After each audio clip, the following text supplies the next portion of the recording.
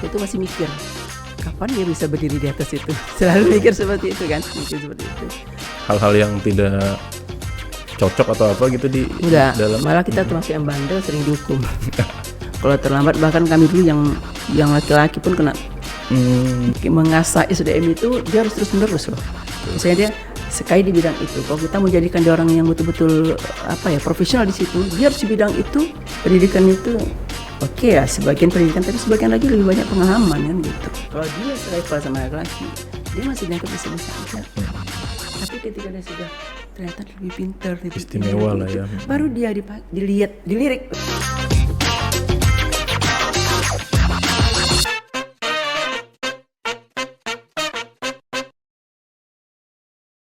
Masa kecil itu masa yang paling bahagia ya kalau saya waktu kecil.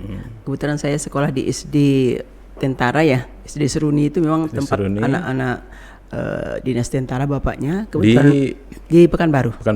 Kebetulan om saya kepala sekolah di situ. Jadi saya diajak sekolah di sini, ini disiplin bagus gitu sekolahnya ya. Saya sekolah di situ.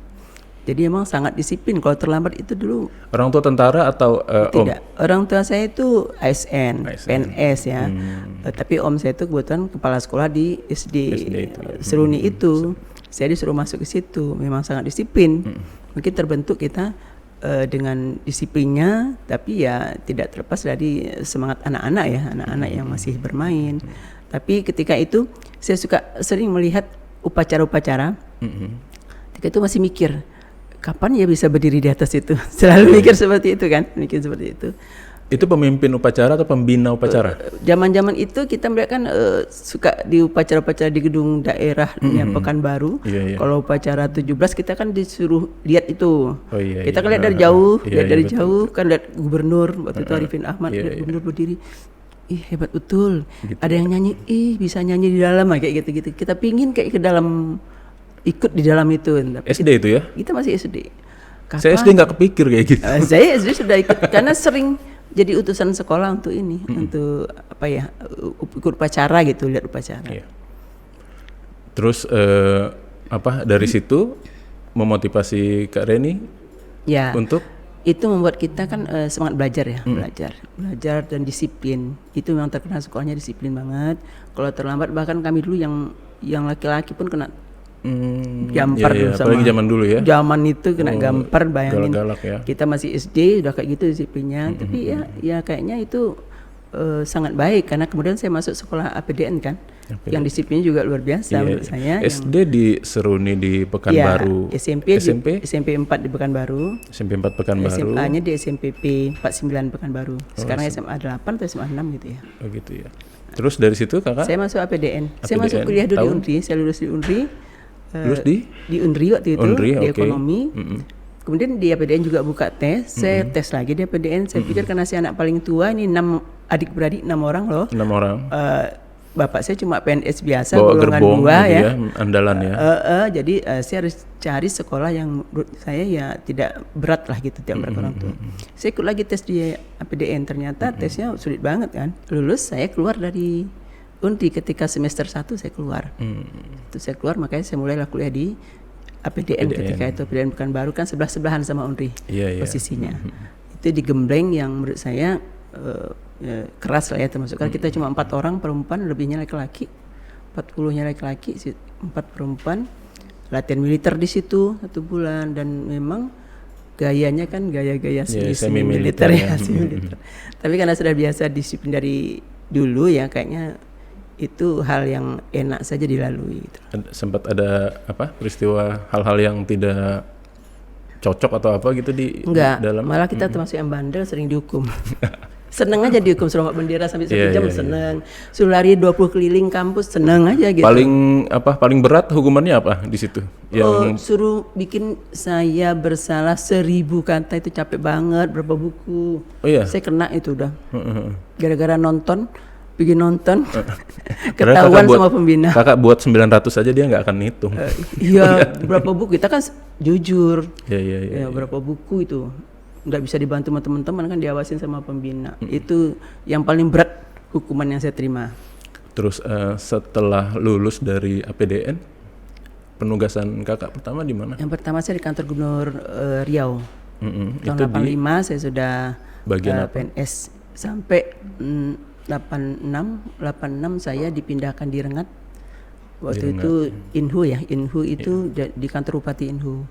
1 tahun selesai pemilu 87 saya dapat kesempatan sekolah. Dulu 10 besar kita langsung bisa sekolah setelah 2 tahun dinas. Penugasan pertama di bidangnya apa itu? Pertama saya di Biro Umum. Saya bawa acara ya, protokol ya zaman dulu ya. MC lah gitu ya. MC, Kalau upacara, kalau ada tamu, pengangkatan. Terus baru di Biro Pemerintahan, terus di Biro Hukum. Kita di rolling 4 bulan. Setelah bisa kerja kita dibuang ke daerah. Istilahnya tuh di pembuangan ke daerah gitu. Iya. Jadi setahun di kantor gubernur kita ditaruh di daerah. Saya dapat di Rengat tahun 96. Jadi ada basic ini juga ya, public speaking ada juga ya? Ya. Emang diajarin di APDN atau memang kakak punya bakat apa sebelum di APDN pun suka jadi MC di kampungnya atau di mana? Oh mungkin memang ada latihan juga. Kemudian saya memang di Rengat itu saya jadi pembawa acara, semua acara bupati waktu itu saya yang membawa acara.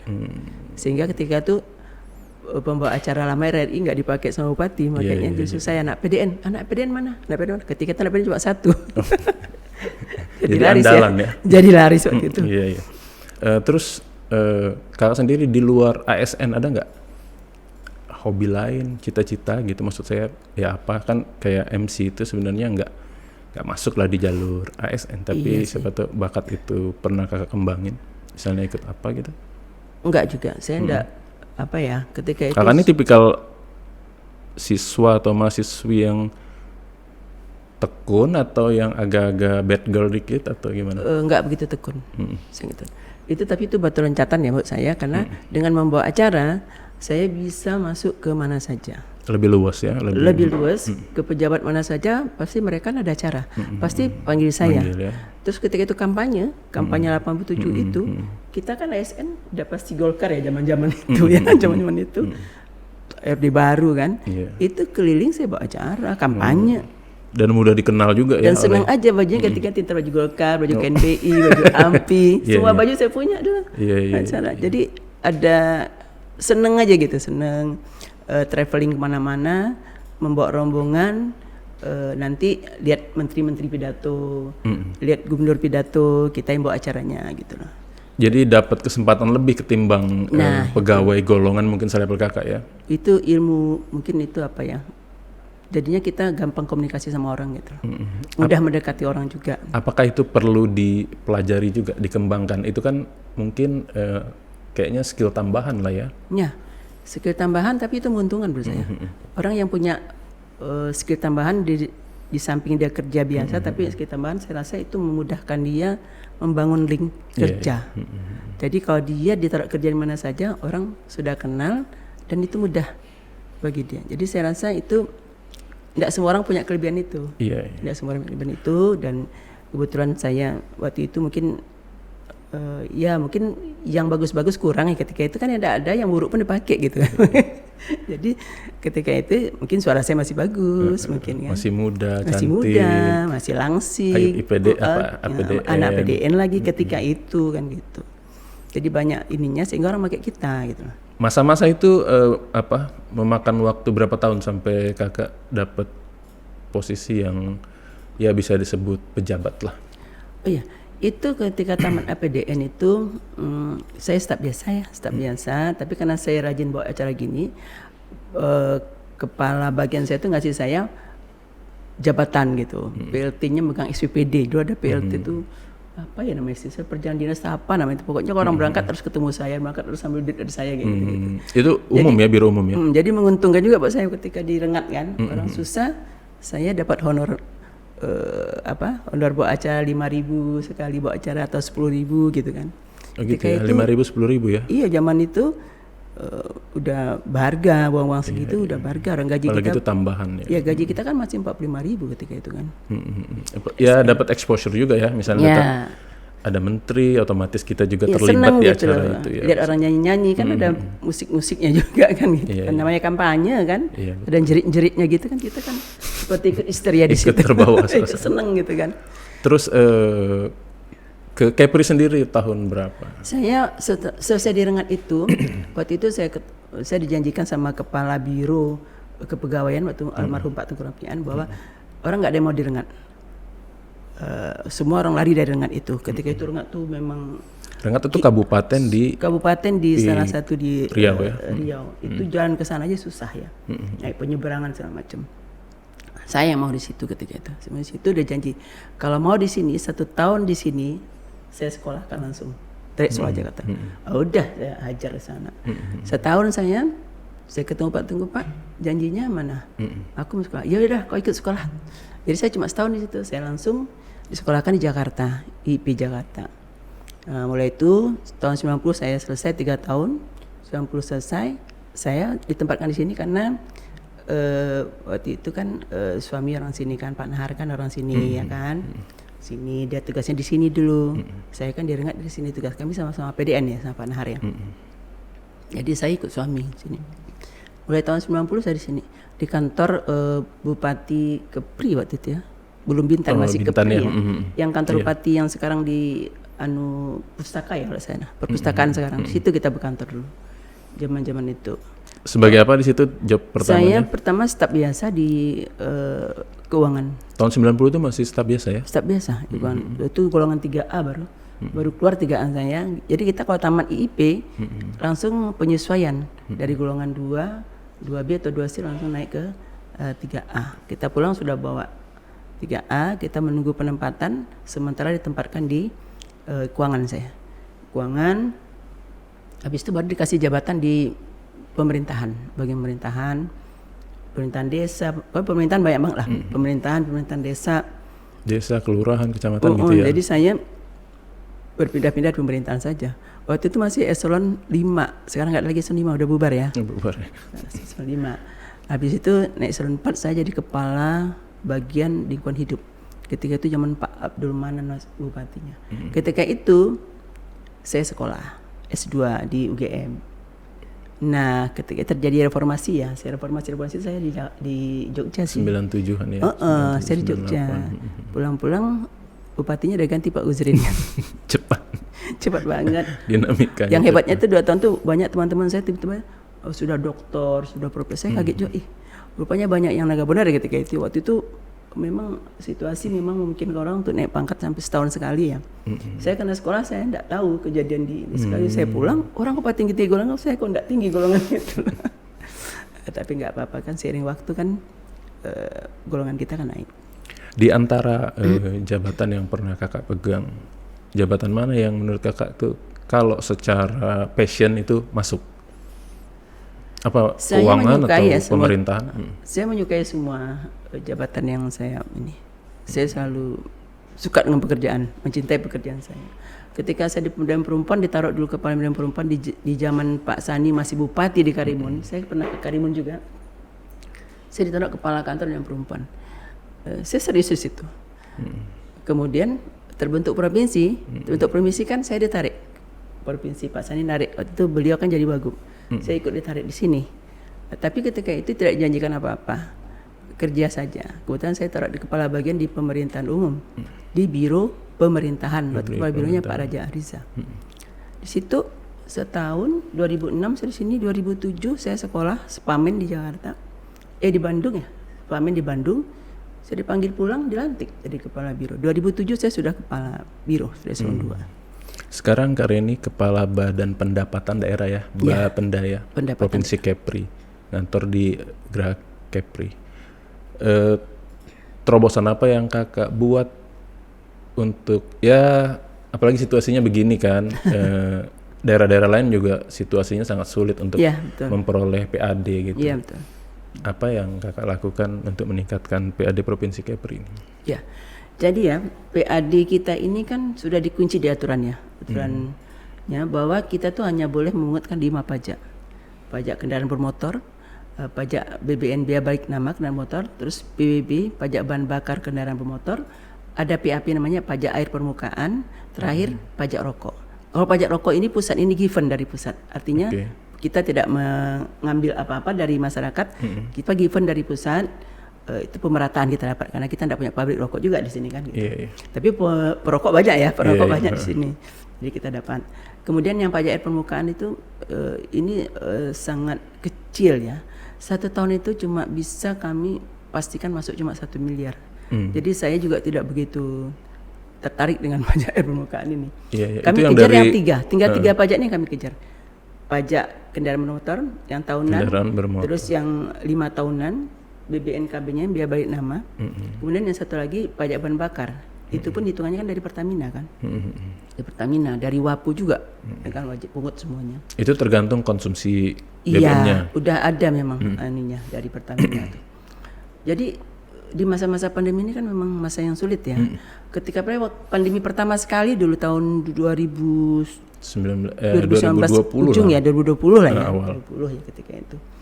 Itu kita sempat tutup. Tutup itu kantor tutup semua kantor sampai 1 bulan. Kosong. Tanpa ada Saya sudah ketakutan ini, aduh ini bahaya nih, bahaya. Jadi kita harus menyesuaikan kan, menyesuaikan dengan masyarakat kan tidak mampu juga untuk ini. Kita kebijakan kita itu kita bikin pemutihan. Masyarakat bayar pajak yang nunggak pajak kita tidak kenakan denda gitu. Masyarakat tidak apa-apa, jadi lambat bayar pajak tidak apa-apa, kita tidak kenakan denda gitu loh. Itu bagian daripada kita ikut merasakan bahwa di masyarakat juga Iya. terjadi pandemi. Insentif juga lah untuk ini insentif ya, buat masyarakat ya. Jadi itu termasuk situ. Jadi waktu itu kita mengeluarkan kebijakan itu, kemudian kemarin juga saya kayaknya bertahun berturut-turutnya saya mengeluarkan kebijakan seperti itu berdasarkan arahan gubernur. Jadi saya tanya Pak Gubernur, gimana Pak ini? Ya kasih insentif kata Pak Gubernur. Oke.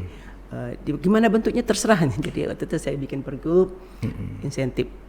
Dan akhirnya masyarakat ternyata banyak. Masih ada masyarakat yang mampu yang Iya, membayar iya. kendaraannya, dan hingga kita akhirnya over target juga. Oh, gitu ya? Alhamdulillah 2 tahun 3 tahun ya selama saya di situ semua over target. 2021 berapa ini kita? 2021 dari pajak kendaraan aja. 2021 itu kita pajak kendaraan itu 1T ya. 1T Pajak ya? kendaraan sama PAD ya Pak ya. PAD maksud aku. Oke. Satu PAD itu yang 5 pajak ya, termasuk yang hanya 1M tadi. Iya, iya. 1M Tapi per saya air tuh ya. target kita kemarin kan 1T terkumpul. Ini 1,1. Yang untuk 2000 ini 1,1 T lebih mungkin. Untuk 2022. Kalau yang kemarin kita 1T dapat. Itu termasuk tinggi untuk ukuran bahkan normal pun ya termasuk tinggi ya, Ya, itu ya kalau tinggi. seandainya normal ya. Over 16% saya. Oh gitu ya. 16%. Banding daerah lain siapa yang selevelan kita kalau Banyak daerah lain yang tidak tercapai. Tidak Saya tercapai, rasa karena kesulitan. ketika menyusun perencanaannya itu mungkin terlalu over target ya. Over target itu kan macam-macam tuh, ada karena kita terlalu banyak keinginan membelanjakan sesuatu sehingga kita menaikkan pendapatan, itu yang berbahaya. Sehingga kita over target. Kalau kita kan tidak. Saya selalu mengatakan bahwa kita hitung dulu pendapatan kita. Berapa pendapatan kita, segitulah belanja kita. Kalau belanja dulu yang diatur, pendapatan belakangan lah, ini bisa dinaik-naikkan sehingga kita nggak akan tercapai target gitu loh. Kemampuan masyarakat ini sangat terbatas kan. Apalagi daerah kita daerah kepulauan, kendaraan-kendaraan udah sampai ke pulau, bayar pajak nggak? Iya. Di tempat saya itu UPT saya ada di pulau, tapi jangan di ibu kotanya. Contoh di Terempak ada UPT saya di situ. Di Terempak bisa dia mengut pajak, tapi ketika dia harus ke Letung, ke Mata, itu ongkosnya lebih besar daripada pajak kendaraan hanya 110.000 mungkin ya satu kendaraan, 150.000 mungkin ya. Sementara kan kosnya besar banget gitu, Iya, iya. besar banget gitu. Jadi kita hanya di ibu kota kabupaten. Itu saya punya 10 UPT yang UPT. menarik pajak juga, menagih pajak juga. Yang besar itu di tempat kita itu di UPT Batam Center. Itu 80% penerimaan kita dari PAD ini berada di Batam. Oleh karena itu kantor kita juga mungkin di Batam ya. Iya, iya. 80% itu di Batam. Karena penduduk kita itu memang mungkin 60% mungkin di Batam menurut saya. Ya dinamikanya memang di sana Itu ya. satu, kedua semua punya kendaraan. Penduduknya segitu, semua punya kendaraan Iya, gitu. nyaris semua punya kendaraan. Beda kalau kita di pulau mungkin penduduk banyak tapi tidak semua punya kendaraan gitu. Kalau ada kendaraan dia beli di Tanjung Pinang, gimana mengut pajaknya? Kan harus bayar ke Tanjung Pinang. Iya, iya. Nah, ke tempat kita dia jauh gitu, kan sulit. Lucu memang kalau mengut pajak ini kadang-kadang lucu juga, kayak di Karimun itu pernah saya tanya, kenapa ini targetnya kok nggak bisa over ya? Iya Bu, mereka punya kendaraan 3. Terus kenapa? Ya, yang untuk ke sekolah sama untuk kerja dibayar. Kalau untuk ke kebun mereka nggak mau bayar. Kan nggak lewat jalan aspal. Iya. Itu maksud saya itu di masyarakat perlu sosialisasi. Kita perlu juga lebih semangat mensosialisasikan agar masyarakat itu sadar bahwa mereka harus bayar pajak. Bukan berarti kendaraan yang ke kebun nggak bayar pajak karena nggak lewat jalan aspal, tidak ya lewat menggunakan fasilitas negara ya nggak mau seolah-olah. kadang-kadang mereka bayar pajak. Itu teman-teman di lapangan cerita, saya pun mau ketawa juga ada, tapi udah mati. Berarti memang perlu sosialisasi yang lebih baik lagi lah ke masyarakat. Jadi Kak Reni ini ada Sri Mulyaninya juga ya dalam dirinya. Jadi bagaimana sebesar apa pendapatanmu ya segitu juga belanjamu Nah, gitu. Jadi jangan besar pasak dari tiang ya. Iya. Kayak kita rumah tangga gitu juga kan. Iya betul. Jangan banyak kemauan tetapi enggak punya kekuatan di dalam, enggak mampu gitu loh. Betul. Tadinya berutang nanti kita. Berutang itu yang repot urusannya. Saya sangat tersindir. Sekarang soal di tengah kesibukan Kak Reni, pasti tentu namanya ngurus provinsi kan besar ya, apalagi terkait income suatu daerah. Ya. Masih sempat nggak jalan-jalan atau ya ngajak anak jalan, kumpul bareng, quality time sama keluarga, terus masakin gitu, apalagi nih ya Karen ini salah satu perempuan yang karirnya cukup cemerlang lah di provinsi. Kita pengen tahu nih, mumpung deket-deket Hari Kartini, silakan. Hari Kartini ya. Iya. Kalau ditanya memasak, hobi masak nggak? saya dulu sebelum terlalu sibuk, saya rajin memasak. Tapi ketika sudah seperti ini, kantor di Batam, pagi-pagi jam 6 saya harus ke Batam, ya kan? Pulangnya juga sudah malam kadang-kadang ya. Itu mungkin memasak hari-hari ada yang di rumah yang ngurusin masak. Tapi hari libur saya rajin ke pasar dan masak. Oh gitu ya. Mungkin banyak orang yang ketemu saya di pasar ikan ya. Iya. Karena saya suka lihat ikan, lihat udang, saya senang. Pasti saya belanja, kalau sempat saya masak. Tapi kalau tidak, sekarang kan anak-anak nggak ada. Jadi saya sekarang nggak free. Kalau dulu memang wajib memasak itu. Kalau sekarang saya enggak, anak-anak sudah kawin semua ya, sudah berumah tangga, cucu ada 4. Saya pikir serius ini cucu ada 4? Yes, 4 memang. Terus? 4. Jadi udah di rumah udah sepi orang ya. Jadi memang mau dimasakin siapa ya? Paling itu bapak, ya kan? Bapak juga sibuk kan. Jadi kita mungkin ya happy dengan kondisi sekarang nih, happy aja gitu. Tidak ada masalah karena makan itu bisa dibikin sebentar, bisa juga digojekin, bisa juga macam-macam caranya. Dan alhamdulillah kalau anak kecil-kecil saya paling rajin masak. Sekarang anak udah enggak ada lagi kan, sudah pada berumah tangga masing-masing, di rumah juga udah enggak ada orang. Jadi udah tinggal menikmati hidupnya. Iya, kalau dulu saya sering jalan-jalan sama anak. Sekarang kalau ini lebaran mereka ngumpul baru bisa rame-rame karena enggak punya anak kecil lagi kan. Kegiatan lain di luar birokrat ada kegiatan apa aja? Saya dulu pernah jadi kepala FKPT ya. FKPT jadi dua kali berturut-turut. 2 periode. Terus saya sekarang masih pegang taekwondo Kepri, saya masih pegang. Soalnya udah habis masa jabatan tahun lalu, saya sudah mau kasih orang lain aja. Kayaknya saya tidak sempat lagi ngurus itu. Tapi kayaknya teman-teman taekwondo tidak maunya saya juga. Akhirnya kedua kali saya ikut masih jadi ketua taekwondo. Organisasi lain saya Kagama. Saya sekretaris sekjennya Kagama di Provinsi Kepri. Ketuanya Pak Suryo kan. Terus di IKPTK juga saya termasuk pengurus di IKPTK. Pamong Perajaan. Oke, sekarang nih udah secara karir kan karena ini udah di ujung-ujung nih, udah matang kali. Ada nggak keinginan untuk terjun ke dunia politik? Melihat figur-figur di Kepri ini kan tidak begitu banyak, kalaupun banyak pun ya orang sudah pada mengenal dan itu eranya sudah era-era kemarin gitu. Terus yang figur-figur yang baru ini yang kita pengen tahu bakatnya, apanya, strateginya gitu untuk Kepri. Ada minat ke dunia politik ya, baik di kota kabupaten maupun di provinsi ya? Ya, kita lihat dulu ya. Saya masih ASN Kerudung, ya. oh nggak menggambarkan ini ya.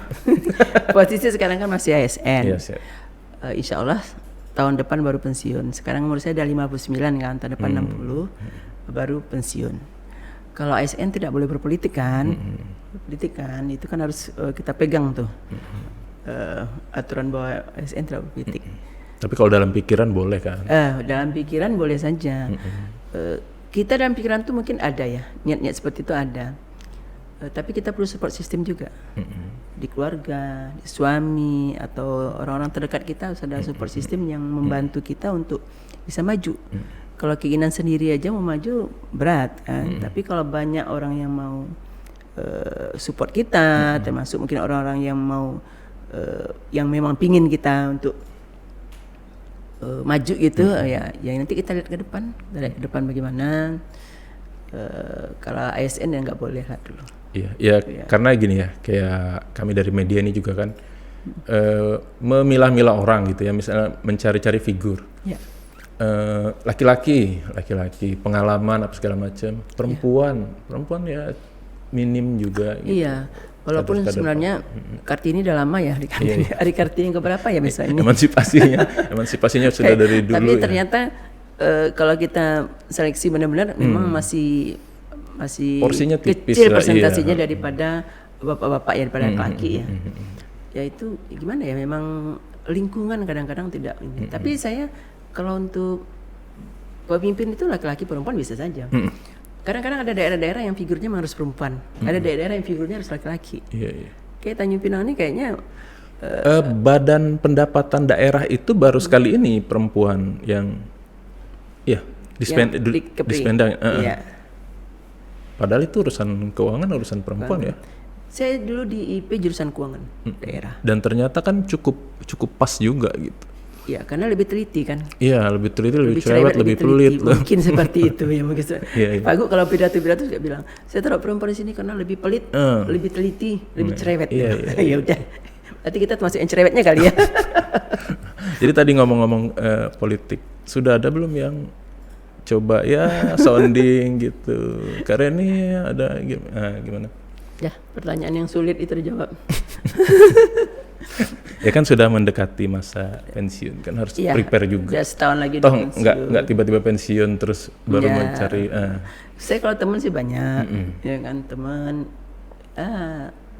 banyak sih, tapi kita lihat dulu nanti. Belum berani jawab juga. Kita lihat aja nanti. Kalau memang ada dorongan ke sana, terus satu dan memang dibimbing Tuhan mau ke sana ya ke sana. Tapi kalau tidak ya tidak. Nothing tulus lah. Sama keluarga pernah diskusi? Resikonya, terus keuntungannya. Sudah juga.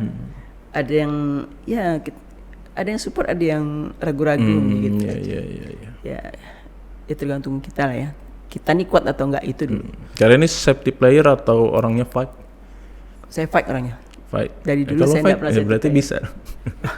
Saya memang tipe bukan safety player ya dari dulu memang itu. Cuma ya kalau udah berurusan sama keluarga kita harus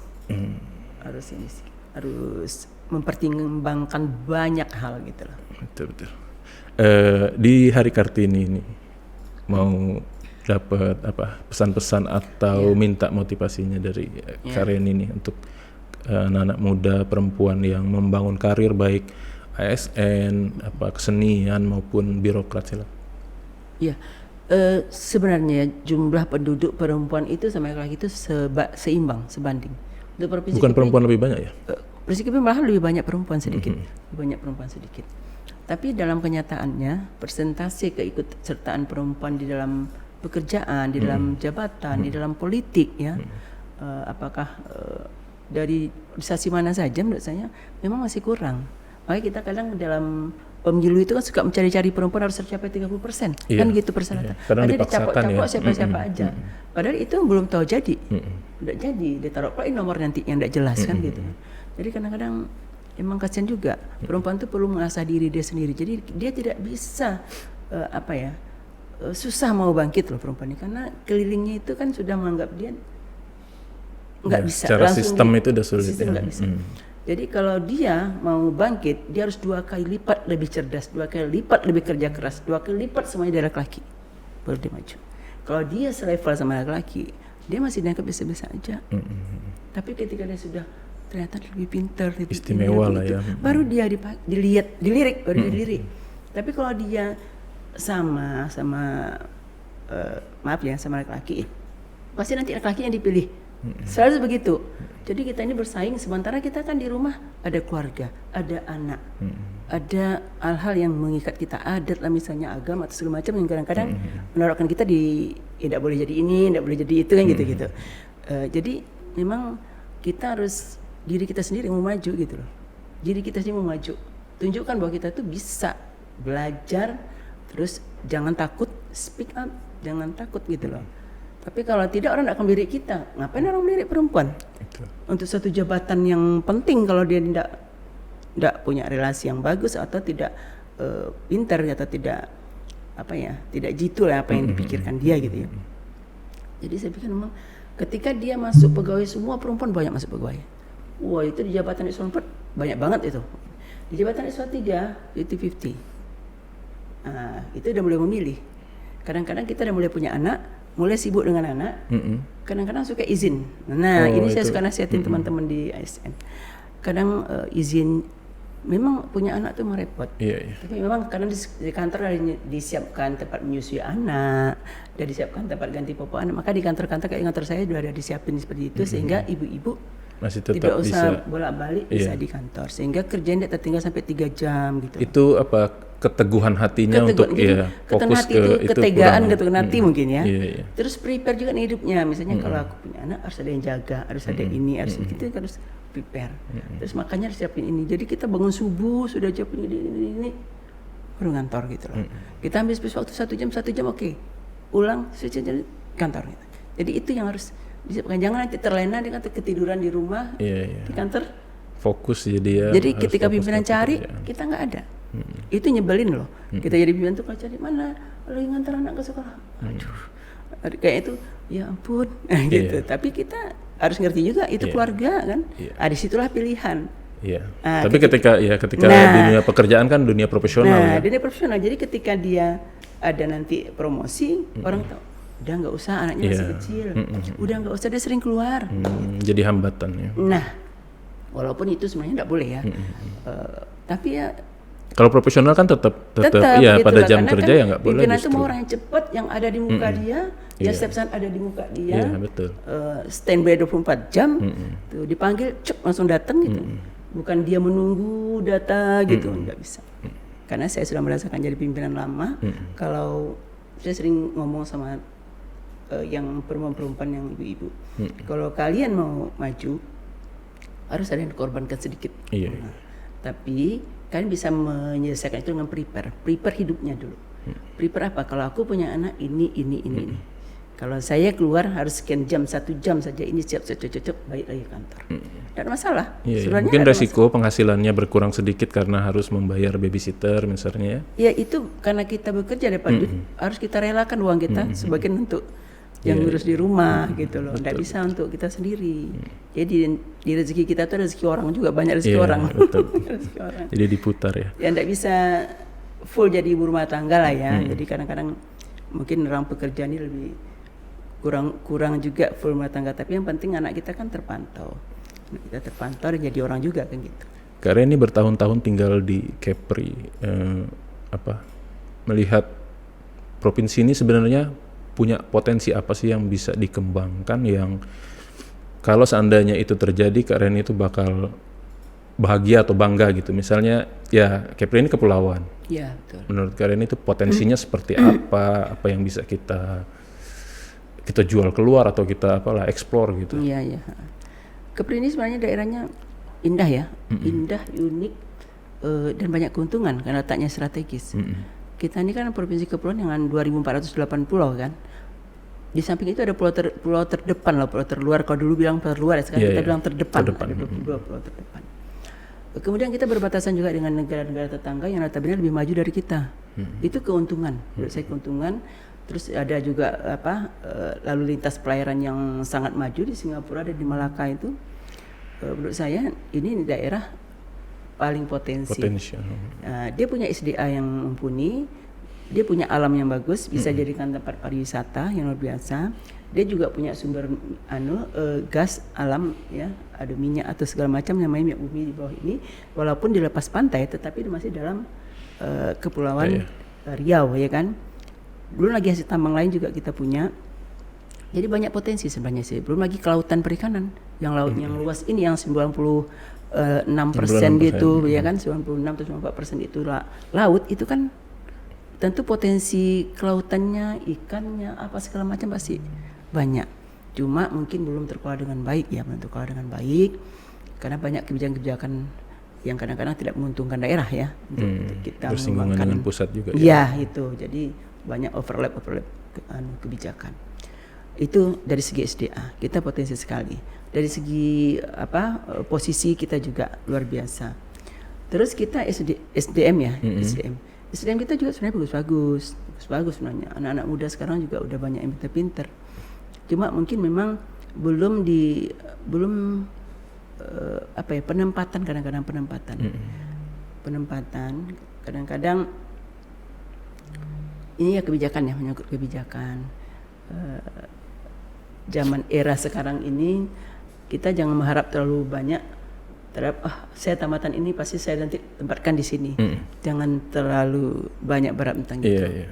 Karena perpolitikan kan sudah berbeda ya, berbeda. Mungkin teman-teman juga tahu lah ya, saya berbeda. Jadi kadang-kadang di situ mungkin nyangkutnya ya. Mengasah SDM itu dia harus terus-menerus loh. Misalnya dia sekali di bidang itu, kalau kita menjadikan dia orang yang betul-betul profesional di situ, dia harus di bidang itu atau pindah ke tempat yang mirip-mirip itu, balik lagi dia udah hebat di situ. Tapi kalau dia langsung turun jatuh atau dia dipindahkan tempat yang dia juga tidak mengerti, belajar lagi kembali, itu bikin menurut saya sih ilmunya jadi nanggung ya. Tidak terasa gitu kemampuan itu tidak terasa gitu. Karena trik-triknya juga kita jadi pejabat itu ada trik-triknya juga di pekerjaan kita, ya kan. Pendidikan itu oke lah, sebagian pendidikan, tapi sebagian lagi lebih banyak pengalaman kan gitu. Nah kalau pengalaman itu diputus-putus, pengalaman itu enggak lurus gitu, lurus. Jadi kadang-kadang kita SDM kita tuh di situ kenanya, sehingga aturannya jadi profesional, menjadi separuh profesional kali ya. Habis itu malah bingung nanti, habis itu malah jadi bingung, malah berantakan gitu loh. Itu. Jadi kalau tergantung itu, kalau udah punya SDM yang bagus, memang serius kita membuat dia profesional, SDA-nya juga bagus, kebijakannya juga oke, saya yakin pendidikan ke depan bagus banget.